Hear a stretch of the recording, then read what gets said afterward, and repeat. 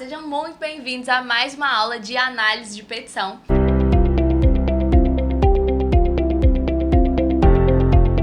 Hoje a gente vai analisar umas contrarrazões e antes da gente entrar na peça propriamente dita, eu queria dar uma palhinha para vocês de como a gente precisa olhar para as contrarrazões. Porque o que acontece? As contrarrazões, elas são uma peça um tanto quanto peculiar no processo. Porque imaginem só, a gente, no momento processual das contrarrazões, a gente já tem todo o processo caminhado, todas as provas produzidas, a gente já tem até sentença, a gente já tem apelação e aí a gente chega no momento das contrarrazões. E aqui a gente tem um momento muito ouro para quem vai fazer as contrarrazões e souber trabalhar o que eu vou falar com vocês aqui, que é o tal do viés de confirmação. O viés de confirmação é um viés cognitivo que atua no cérebro humano e atua de forma inconsciente. Não adianta vocês chegarem pra mim e falarem assim: Ana, porque o juiz ele tem que ser imparcial, o juiz ele não pode envolver as emoções dele ali no processo decisório. Não existe isso, gente. A gente não tem como pegar o nosso cérebro e deixar uma parte de fora do momento da decisão. A gente tem sim vieses que atuam ali em qualquer tomada de decisão na nossa vida. E o viés de confirmação, ele tá muito presente no processo, porque pensem comigo, o julgador, o salário dele não muda no final do mês se ele lê a sua peça por autos ou se ele lê ali de forma muito aprofundada, muito detida. E aquilo ali é algo que ele faz todos os dias, são diversas peças para julgar por dia. Então a leitura dinâmica, ela já é uma realidade. Por isso que a gente tem que ter tanta estratégia na hora de fazer as peças. E as contrarrazões, elas são uma peça muito ignorada no processo. Eu não sei se vocês já tiveram contato com essa elaboração de decisões, eu já trabalhei em gabinete e quando eu trabalhava em gabinete era realmente uma peça que a gente não lê muito, porque as pessoas os advogados acabam copiando muito as teses de outras peças, né, ou da contestação ou da inicial e coloca meio que uma cópia nas contrarrazões. E aí, como você já teve contato com aquele conteúdo, você simplesmente pula e realmente é uma peça que é praticamente ignorada, parece que é uma peça meio que para cumprir tabela. Só que a verdade é que as contrarrazões são uma peça ouro no processo, é uma peça que você pode usar e abusar do viés de confirmação para realmente mostrar como que é lógico que ele simplesmente mantenha a sentença. Então, o que acontece? Quando a gente está nesse momento, a gente está lidando com um desembargador, então a gente sempre tem que pensar quem é o nosso destinatário, qual é o momento processual, qual é o contexto desse nosso destinatário. Tudo isso eu ensino dentro dos meus treinamentos, como que vocês vão visualizar essa situação em cada momento, em cada peça do processo, para vocês serem mais assertivos. Então eu vou mostrar aqui com vocês como que com técnicas sutis de design vocês conseguem ali fazer uma peça muito leve, muito agradável de ser consumida, mas ao mesmo tempo uma peça muito mais persuasiva, uma peça que leva o leitor para a conclusão que você quer que ele chegue, que ele fique com vontade de ler e que é uma peça que não tem ali agressão no olhar, sabe? Então a gente aqui tá falando de um visual law sofisticado, de um visual law requintado, que é o visual law que dá resultado principalmente. Então vou mostrar aqui pra vocês essa análise de peça e vou mostrar pra vocês como que a gente usou o viés de confirmação a nosso favor. Porque o desembargador, ele é uma pessoa que é da mesma carreira do juiz de primeira instância, então ele não quer se indispor, é muito difícil de um desembargador ele reformar uma decisão em segunda instância, a não ser que a sua apelação ela seja muito boa e mostre realmente que o juiz de primeira instância não analisou as provas dos autos. Agora, se a gente mostra em contrarrazões que o juiz de primeira instância analisou tudo, que ele fez ali o dever de casa dele, fica muito mais lógico e coerente para o julgador e confortável para ele dar uma decisão que simplesmente mantenha a sentença. Isso é confortável para ele, então a gente precisa usar isso a nosso favor. Vou mostrar como fazer isso na prática, vamos lá? Então vamos lá analisar essas contrarrazões aqui.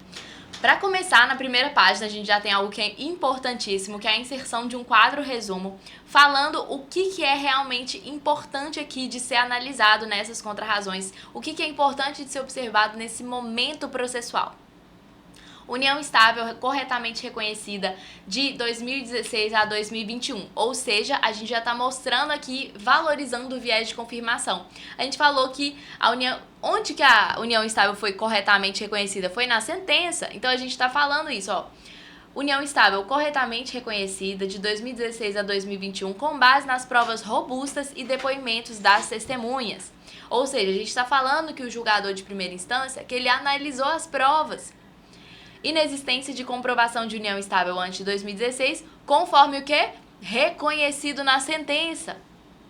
Partilha de bens em conformidade com a legislação aplicável e comprovação de esforço comum.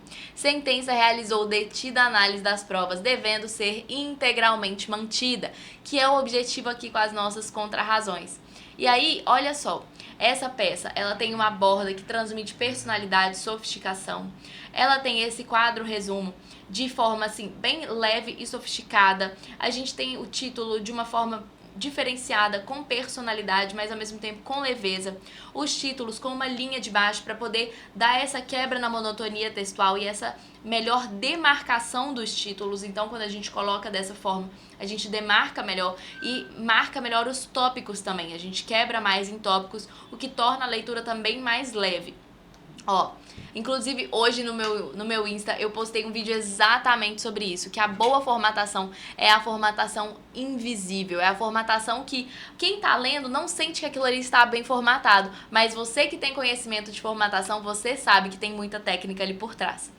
E aí, a gente tem, então, tempestividade, gratuidade da justiça, por isso que não teve recolhimento do preparo, e aí o título específico e fático, correta delimitação da união estável pelo juízo de primeiro grau, 2016 a 2021. Decisão de primeiro grau, realizou detida análise do contexto probatório. Evidente a inexistência de união estável no período anterior a 2016. Olha só como que eu estou usando o viés de confirmação aqui a meu favor. O que eu trouxe destacado aqui nesse tópico? Que a decisão de primeiro grau fez a análise do contexto probatório e que está evidente nas provas dos autos a inexistência de união estável antes de 2016. Aonde que está evidente? E aí eu coloquei uma tabela para organizar essa evidência que foi provada no curso do processo. Então, aqui eu estou entregando exatamente o que o julgador de primeira instância precisa observar lá no processo de segunda instância, que ele precisa observar no processo de primeira instância. Por quê? Muitas vezes o processo já caminhou e aquilo ali está uma zona no processo. E esses depoimentos não tem nada organizado. Então, ter alguém que lá em sede de contrarrazões organiza as informações para ele e fala aonde que ele vai encontrar cada uma dessas informações, essa pessoa tende que esses argumentos aqui, muito provavelmente eles vão ser aproveitados, inclusive, para fazer a decisão, porque aqui está tão organizado e tão evidenciado que é muito confortável para o julgador simplesmente confirmar se no processo está isso mesmo e se tiver, ele usa os seus argumentos para dar a decisão, porque aqui está literalmente mastigado para ele, tá? Aí, olha só, fulano e ciclano, eles falaram que durante toda a construção não sabiam do relacionamento, morou com o réu, mas nunca soube do relacionamento, então aqui destaques para os depoimentos das testemunhas. Inclusão como testemunha não evidencia a existência de união estável. E aí a gente foi e argumentou, colocamos aqui uma forma para, ao invés da gente destacar com negrito, itálico e sublinhado, caixa alta, um parágrafo inteiro, a gente coloca uma forma bem sutil para dar destaque para esse parágrafo de forma sofisticada, que é o parágrafo mais importante. A mera inclusão como testemunha não comprova a intenção de constituir família, pois se trata de mero ato de formalidade dos negócios jurídicos, apenas demonstra que as partes se relacionavam, porque isso daqui é um argumento que ela bateu muito na tecla na apelação. Então a gente foi e rebateu. Ó, o fato de ter sido testemunha em contrato de prestação de serviços seria uma evidência da inexistência de união estável entre as partes. Esse aqui foi o argumento deduzido por ela na apelação. E a gente está aqui impugnando e destacando essa impugnação.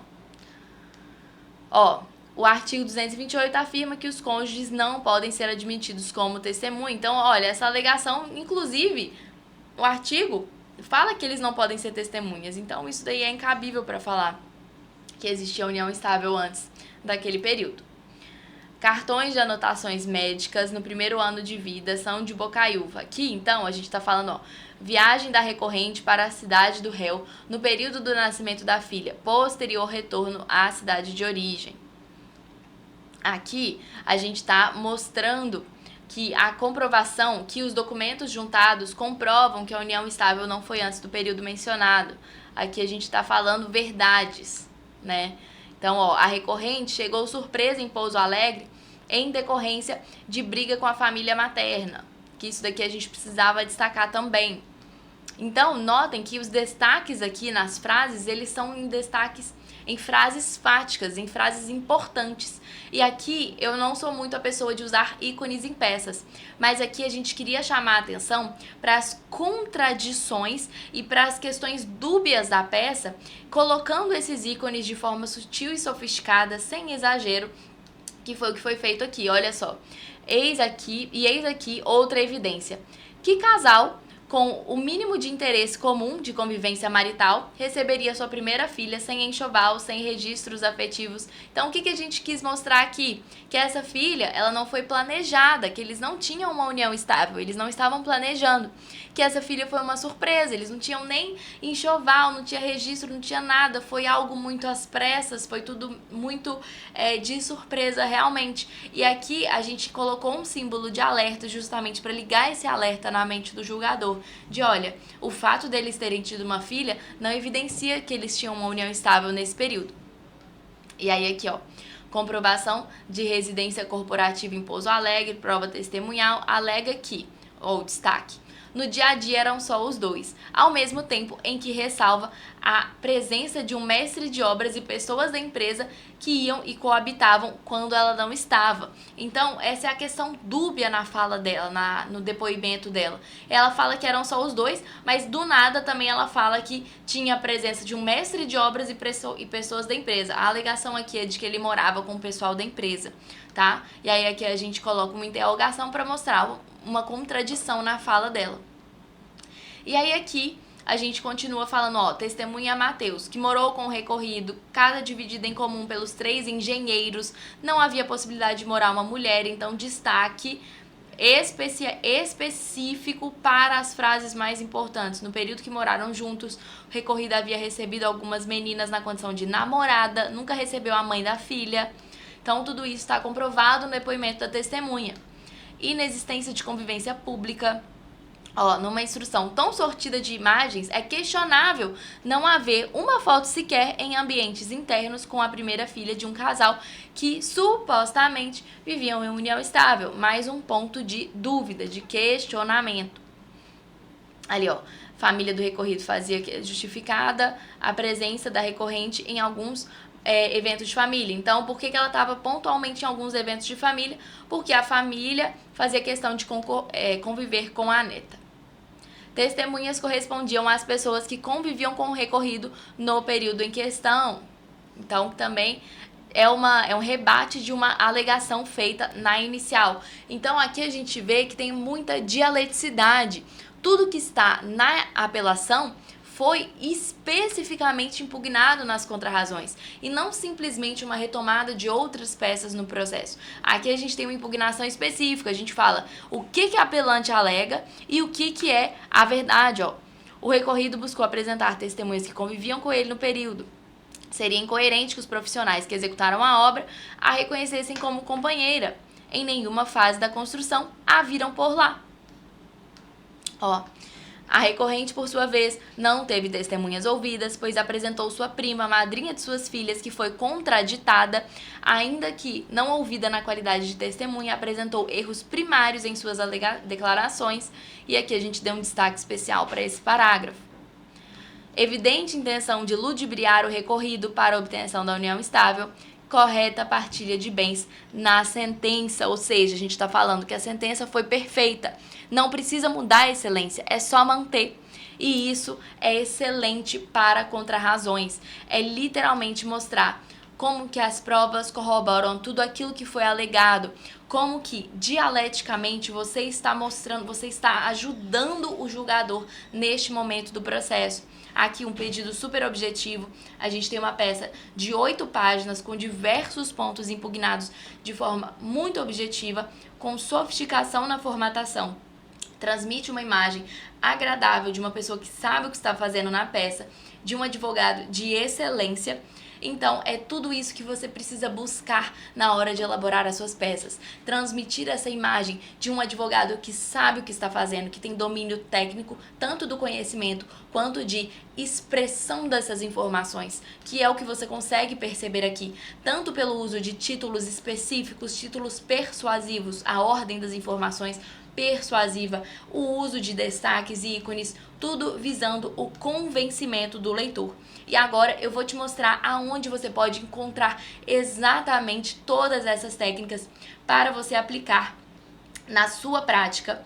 Então, eu vou te mostrar o meu método completo, em que você vai poder visualizar essas técnicas na prática. Você vai ter todo um acompanhamento para você, um acompanhamento, mas ao mesmo tempo objetivo e prático, para você conseguir colocar em prática todos esses princípios e técnicas que eu mostrei aqui para você. Esse é o método contencioso de resultado, que é o meu treinamento mais completo, em que você vai entender como fazer petições vencedoras, mas ao mesmo tempo com leveza e agilidade, que foi o que eu mostrei aqui pra vocês. É uma petição objetiva, mas é uma petição leve, é uma petição que você não gasta muito tempo pra fazer, porque você entende os princípios que estão por trás dela, você tem estratégia. Por isso, aqui dentro do MCR, você vai entender verdades que não te contaram na faculdade, sobre como ocorre o julgamento das suas causas.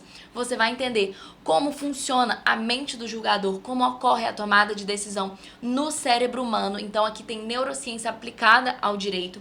Você vai ver os mandamentos da persuasão em juízo, que é justamente aquilo que faz as petições vencedoras realmente terem a vitória no processo. O que tem de comum nessas peças? Estão aqui dentro dos mandamentos da persuasão em juízo, criando documentos eficientes na prática. Então, esse é um curso prático. Da mesma forma que eu te mostrei aqui as nossas contrarrazões, você vai ver diversas outras peças aqui dentro do MCR. Peça trabalhista, recursos, você vai ver imersão em chat GPT, storytelling em petições, você vai ver o jeito infalível de conseguir liminares, como usar elementos visuais, linha do tempo, tabela, fluxograma, gráfico, quando, como e por que usar cada um desses elementos visuais. Essa formatação toda eu vou te mostrar como fazer na prática e você não vai ficar com nenhuma dúvida. Então, o método contencioso de resultado é basicamente tudo o que você precisa para se tornar um advogado de excelência e ainda estar em um ambiente de advogados que também estão buscando a vitória no processo com leveza, com agilidade, com uma advocacia de resultado, uma advocacia diferenciada, que é a nossa comunidade MCR, que você também vai ter acesso ao entrar para o nosso método. Então, eu te convido a clicar no link que está aqui na descrição. Você vai ter acesso a todo esse treinamento e você vai realmente transformar os seus resultados, assim como diversos alunos que têm transformado a sua advocacia dentro do MCR, que têm tido resultados extraordinários e colocando, claro, muitos honorários de êxito no bolso. Eu te vejo no próximo vídeo.